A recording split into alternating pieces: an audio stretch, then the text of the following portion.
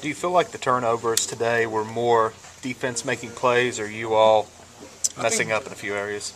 I mean, like the interception tomorrow, that was something maybe I could have taken care of the ball and maybe thrown it away. You know, it was a kind of a risky play that I threw it in there. He made a good play. I'm not sure about Paul's. It was on the far sideline. And the fumble is just something, we got to take care of the ball. How do you feel watching Paul? How do you feel he progressed today from last year? He's already, throughout the winter and spring ball, he's made leaps and bounds, and he's been the general out there for the twos, and even when he steps in with the ones, he's so confident, and those guys feed off of him. He does a great job in this offense. He kind of fits the style to a T, and it's good to see him out there getting those good reps. How much of a factor is nonverbal communication with you and your receivers? It's an extreme factor. It's a huge key in our offense because, as you know, the defense moves and they adjust and they do things on the fly. And that's something that the offense has to take advantage of. You got to be able to see hots, and you got to be able to see the blitz and know when to cut down your route or when to extend it and get the first down. Jake had mentioned that sometimes he's not even sure what you guys are doing, that maybe you'll have a signal and you've made a connection with Davon, you made a connection with Stedman.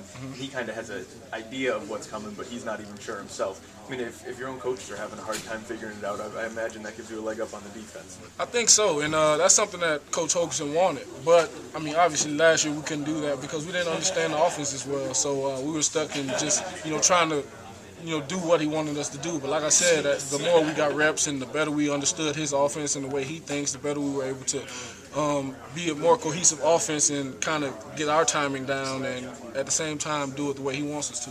Is there kind of like a light switch moment where it just seemed to click and what he was trying to do and what your guys are trying to fill into his plan? I think those practices that we had during the bowl camp really helped us out because, throughout that last stretch of the season, we were just doing everything we could to win those games and try and get to that Orange Bowl.